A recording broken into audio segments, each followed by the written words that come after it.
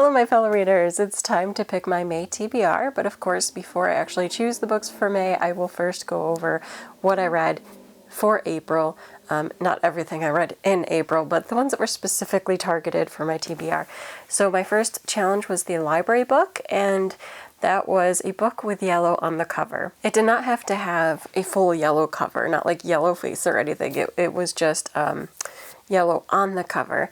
And I was kind of excited for that because I found an audiobook that I was totally excited to listen to, and it was from the library, from Libby, and I got it, and I was so excited for it.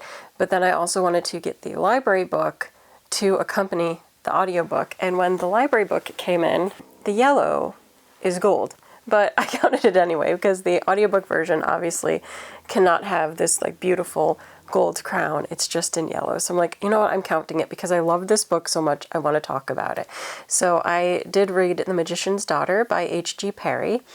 And this is a fantastical, magical tale that really gave me not Howl's Moving Castle, the book vibes, but Howl's Moving Castle, the movie vibes, which I'm proudly like displaying Howl's today.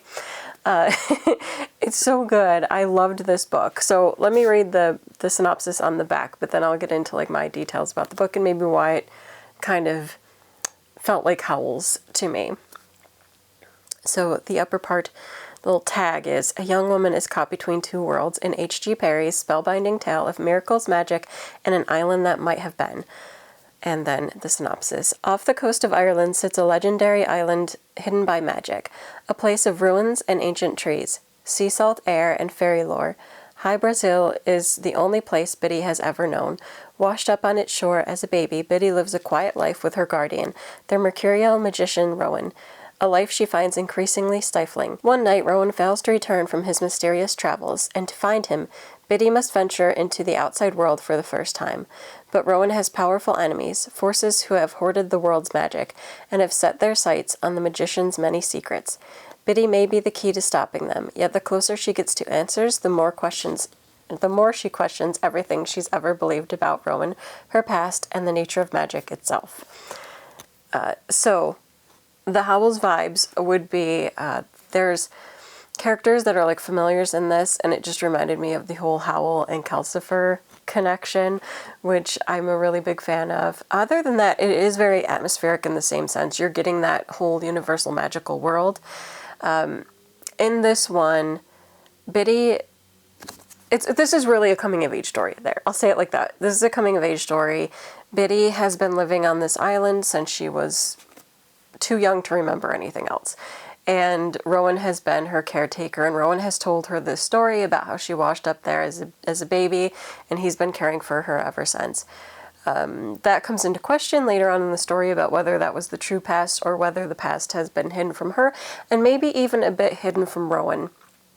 And this all gets uncovered later as to what's happening, and I'm not going to give that away. It's a very interesting story.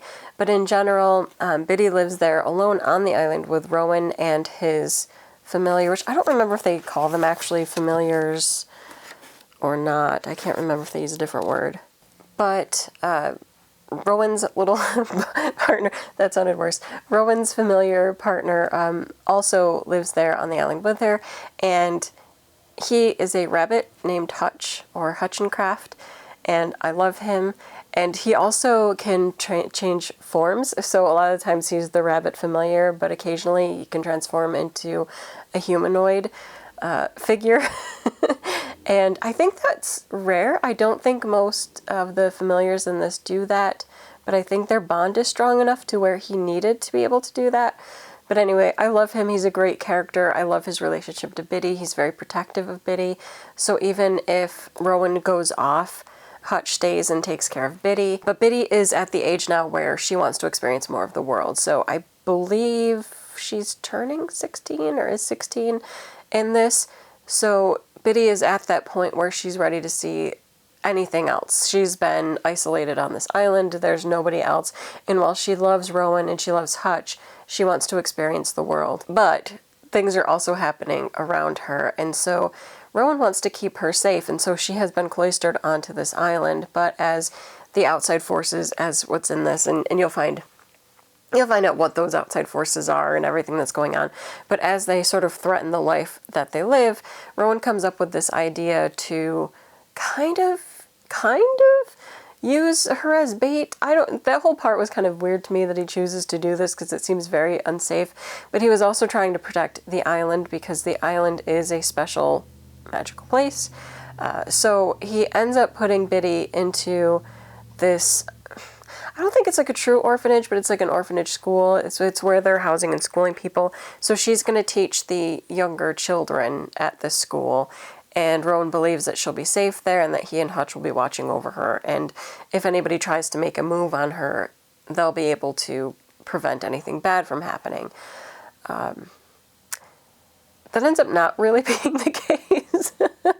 So it's kind of funny. So she's adapting to this new life where she's meeting other people, she's taking care of these younger kids, but there is an attack on the school, and stuff happens. She's kind of disappointed in Rowan, but then Rowan ends up getting taken, and the main point of the book is her venturing out and trying to find a way to save Rowan and uncover all of the secrets that are going on, and like, how can she save him? And I just had a good time with this. It was a good book. There's a lot of like relationships that get unwoven or brought through the story that are just interesting.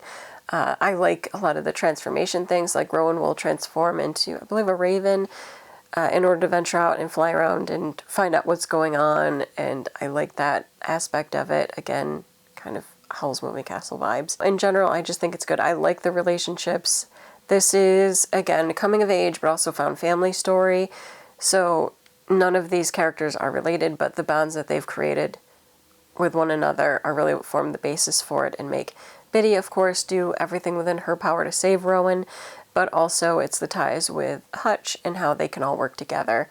And it's delightful. I really enjoyed it, and what's interesting is that I always meant to read some of H.G. Perry's other works, and I just haven't yet, and now I kind of want to. Like, it was so good that I'm wanting to go into it. So one of the ones they mention here is The Unlikely Escape of Uriah Heep, and I remember that being on my TBR. And then there's also the Shadow Histories, which now I can't remember, like oh, here they are. A Declaration of the Rights of Magicians and A Radical Act of Free Magic, both of which I really wanted to read. And I'm like, now I feel like I have to, because I enjoyed this so much. I very much enjoyed the writing style. It's just good, so I recommend this one, and I'm glad that I decided to just go with it as the yellow. And you know, in the camera, it's a yellow. I mean, gold is a yellow. It's just a very shiny yellow. So I'm counting it, and I loved it, and I would recommend it. So that's it for library book. Next, we have my light novels. And I have to say, I started with the big one because I was so worried that I wasn't going to finish in time, because it's a chunky one. But of course, one of my prompts for last time was to read the longest book on my shelf, and that just happened to be volume 1 of You Can Have My Back. This is a beast of a book, but I very much enjoyed it. I sped through this. I think it only took a week at most. It was 4 to 5 days that it took me to read this, and I was done with it. I didn't want to put it down. I liked the story. It's very interesting. This is I guess a reincarnation story, you would call it. I don't want to give too much away because I am probably going to review this in a separate video, but essentially we have, how many years in the past was it? Well, it depends on the time frame that you're in the book, because it jumps through different times, but in the not too distant past, like this was, you know, I think from this book, like 12 to 18 years in the past, in the course span of this book, there was a major battle and a young soldier dies. And it just so happens that on the day that he dies, this young baby is born. Of course, who's young as a baby, is born. And the memories and everything of that soldier go into the baby. And from there, it kind of sets up the whole story. Like, I'm like, that's very random, but it is just like that. So then there are people who were connected to that soldier that come into the boy's life in this time frame, and it's kind of balancing out who he is versus what has been imprinted on him from the past life, because he is his own self. So I'll read quickly this part on the back, and then I don't know how much, again, that'll go into it because I want to do a whole video on it, but I'll never let you go again. When Ionia, proud knight of the realm, loses his life in a violent insurrection, so that's the soldier, his memories are inherited by a boy born one day after his death. Years later, Leorino, who's the boy, Casso, fourth son of Margrave of Brungwort, and blessed with angelic beauty, begins to see Ionia's memories in his dreams.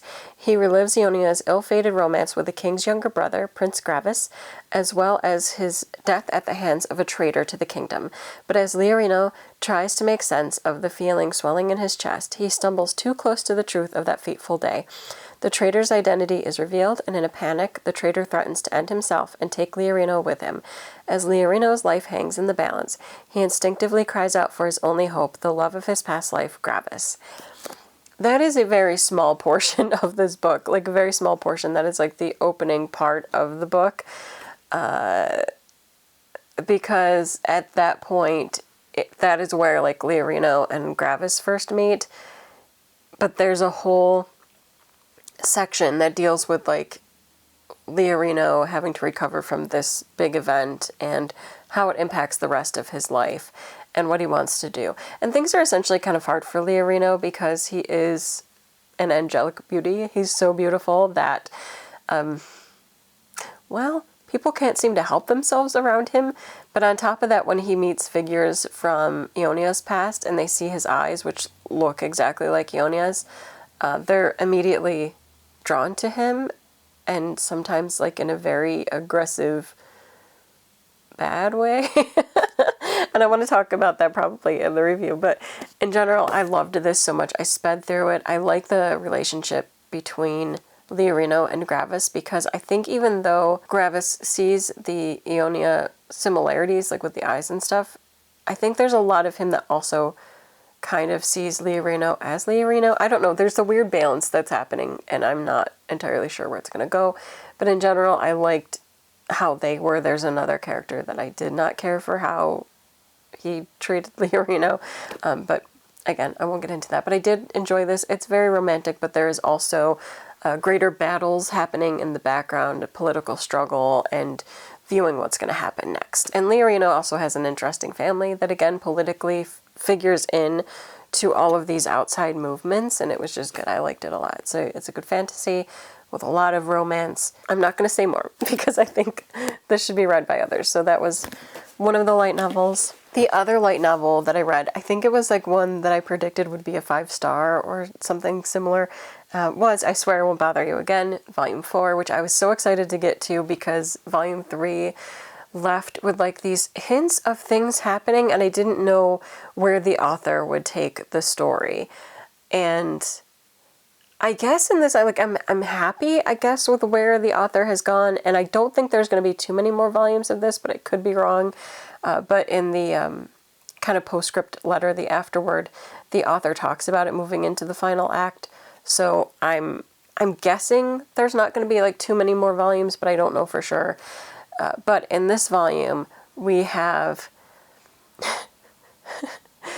I don't know, there's a moment where you're totally taken out and you're like, what is happening? And then it's kind of explained, so that's fine.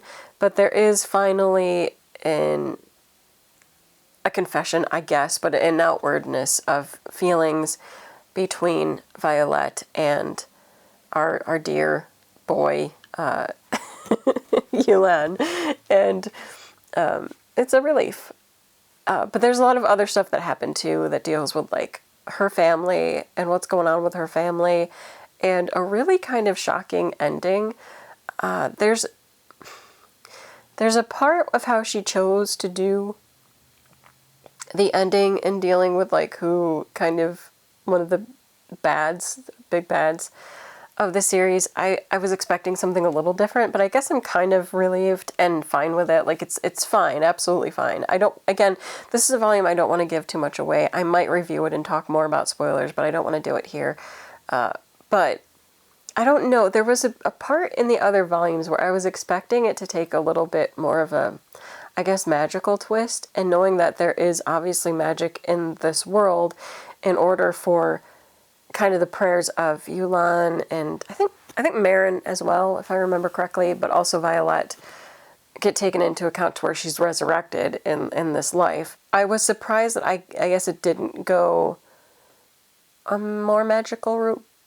At least at this point. Maybe there'll be something else. I don't think so. I think that we are getting ready to just resolve everything and wrap it up. I don't know how much longer, but it's interesting. And I liked, there was a lot of calling out of Mary June.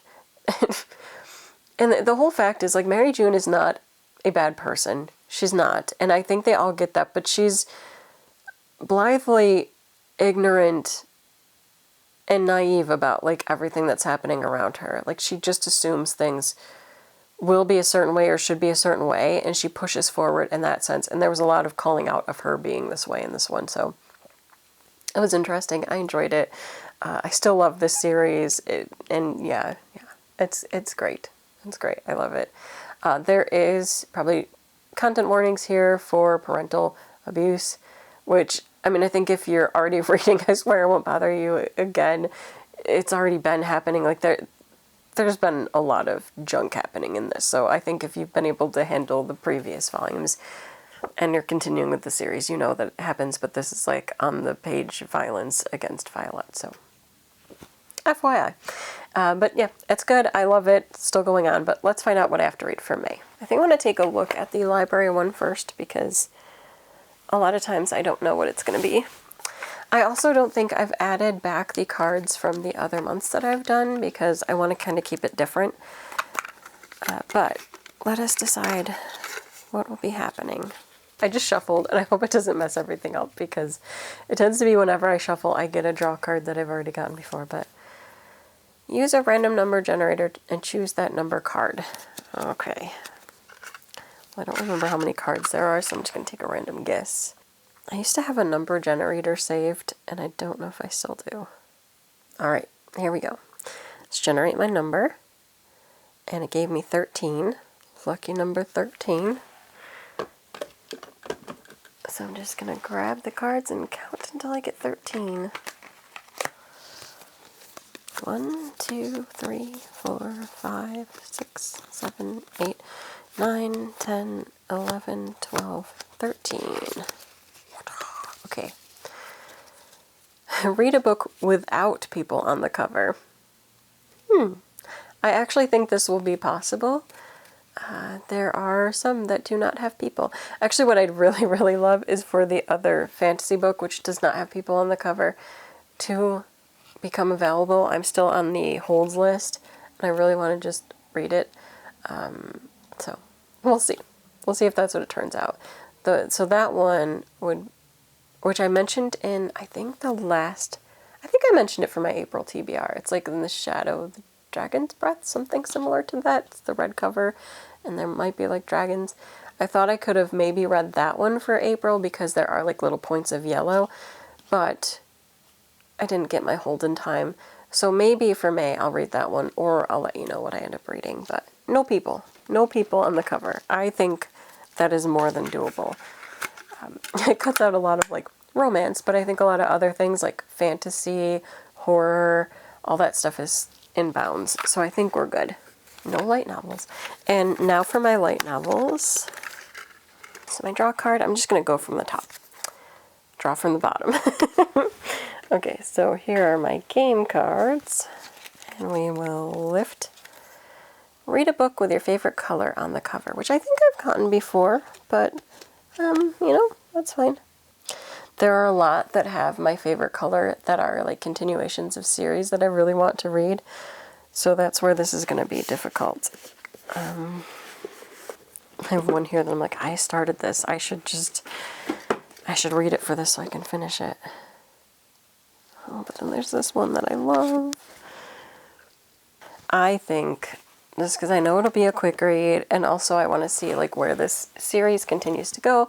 Because again, it's one that not a lot of people talk about, and I enjoyed the first volume. I think I'm going to go with Bride of the Barrier Master, Volume 2 by Correja.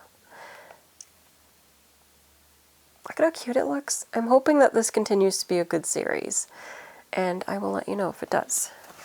So there we go. Set that aside so I don't pull it again. We'll move the draw cards and we'll draw again. So the next one, roll a die, draw the same number of cards, which I feel like I got that last time, but it's okay. I keep my little die right near here.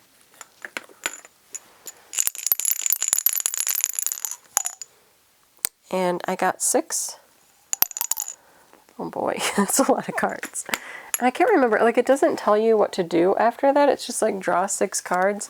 So I think I just chose randomly maybe. 1, 2, 3, 4, 5, 6. Yeah, I think what I'm going to do is just randomly choose one of these 6. I could look at them and choose like my favorite, but I think that's less like exciting. So I'm going to choose this one, and it's read a book with a number in the title. Oh, I will leave the other 5 out in case I don't have one. Like, I mean, all of them have volume, but that's not like title. Oh, I do have one. I'm such an airhead. I was literally holding one in my lap while I'm looking at the cart, but yay, I'm kind of excited about this. I guess I'm doing 7th Time Loop, Volume 4. I still have to talk about Volume 3. That'll be coming. I might do 3 and 4 together, but I liked Volume 3. So for May, I'll be reading one library book. So the book I really wanted for the library book, I don't know if it'll be my May book or not. It will really, really depend. We're going to be cutting it very close because there are still 4 weeks on the holds list. So it's like if people finish it and return it early, maybe, but it's To Shape a Dragon's Breath, which I think I did mention in April.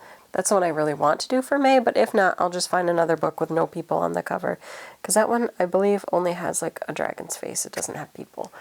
But if not, I'll find like a horror or something that has no people.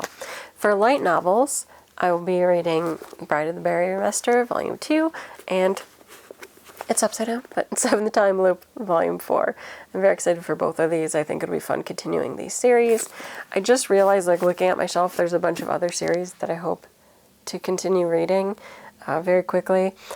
So I don't know, maybe I'll read a bonus book for May. I did read Sugar Apple Fairy Tale Volume 5, I think we're up to, in April as well as my 2 light novel choices. So hopefully in May I'll get a bonus read in as well, because these I don't think will take too long. So hopefully I can pick up another light novel and just read it. That is it for this video. Until next time, bye.